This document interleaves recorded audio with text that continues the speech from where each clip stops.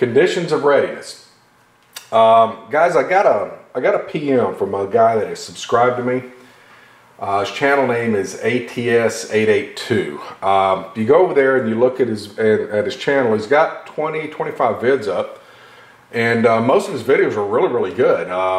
And most of his gun videos are dealing with rifles. And he mentioned in the PM that he sent me that he's just starting really to get into handguns, and he's kind of new to the handgun side of it. And he just got a new Rock Island Armory, and he had heard me mention in one of my videos Manual of Arms, and he wondered if I could do a video kind of explaining that, and I thought it was an excellent idea, so that's what we're going to try to do tonight. But I do want to clear up one thing. I think what I misspoke in that. What I meant to say was conditions of readiness when I said Manual of Arms.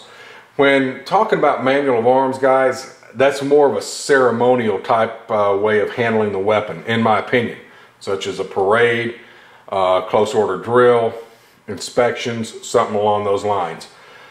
Conditions of readiness is a totally different way. That's probably what I was talking about, and some of the commands that get you from one condition to the other in a firing line situation are along those lines. Now, I do want to go ahead and get this out of the way right now, guys. Whenever I talk about a weapon, and most of you already know this, but whenever I talk about weapons, I do it from a military viewpoint. That's my background. That's where I was trained. And so when I talk about pistols, rifles, whatever, I look at it from a military standpoint. Because in my opinion, guys, straight out, and ain't just my opinion, it's a flat out fact. The United States military are weapons experts, period. They are. I mean, that's what they train with, that's what they use, that's it. So that's where my viewpoint comes from, so let's keep that in mind. But what we're going to do here is we're going to talk about the conditions of readiness as far as 1911 goes. Now, I had to kind of go back because the military hasn't used 1911 since 1986, and that's what, like 26 years ago. So it's been a while, so I had to kind of go back and spark my brain. Yes, I was in then, sorry, I'm getting old, shoot me. But anyway, I had to go back and kind of remember a couple of things. And since my specific branch was Marines, guys, the Army guys out there and Air Force guys, if I'm missing something, or if there's something a little bit different that y'all did with these, pop in and let me know, because I think most of it's pretty much going to be the same, but there may be a few differences. But we're going to try to stick on 1911s. So, conditions of readiness for 1911, there are actually 5. Now, the 5th one, which would be condition 0, has been dropped by the military. They now go to condition 4. They have 4 conditions of readiness. Condition 0 was basically, they consider that now the weapon actually in use, being fired. So they dropped it as a condition of readiness, but we'll cover it here in this. So let's get into it. Let's start with condition 4. What is condition 4? Condition 4 is a completely unloaded weapon. Magazine's out. It's out here. Nothing in the chamber. Hammer's home. That is a condition 4 firearm right there. Okay. To take this thing to from condition 4 to condition 3, all you have to do is insert a loaded magazine.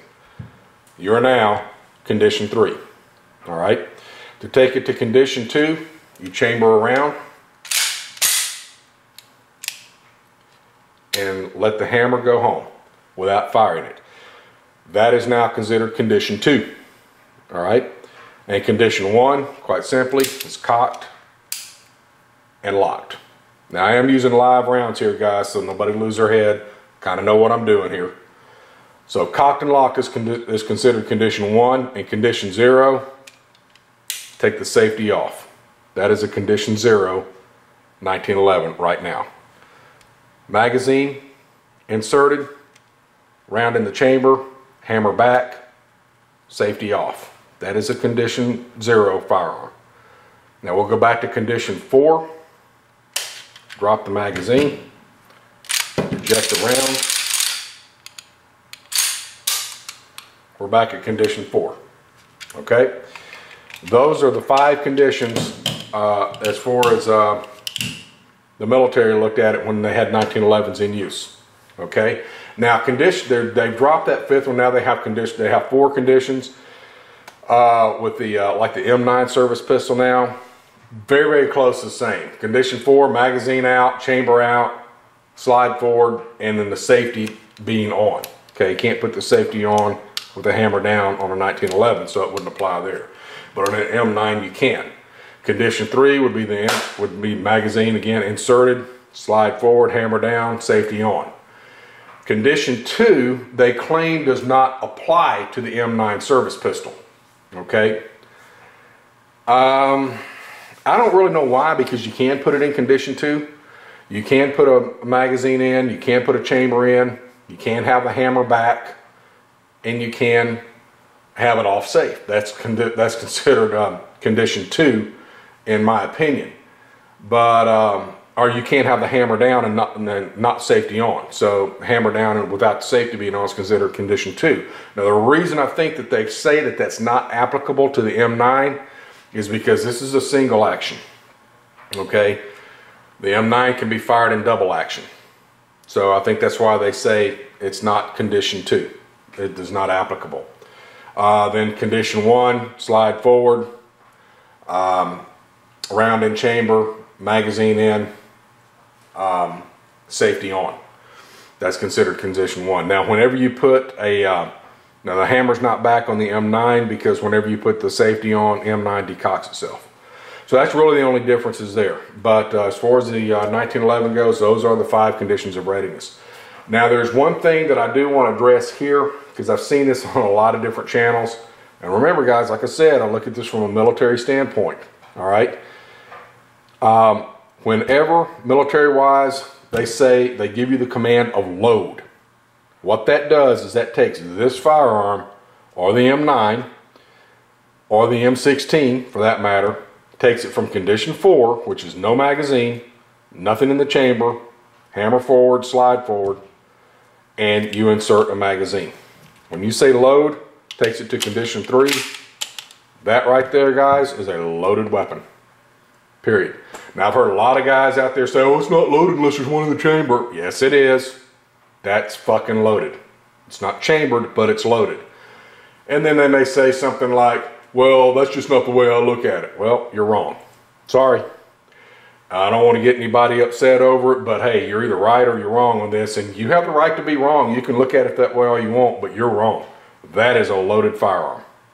Okay? It's not made ready, because when you make ready, you take it from condition 3 to condition 1. Okay?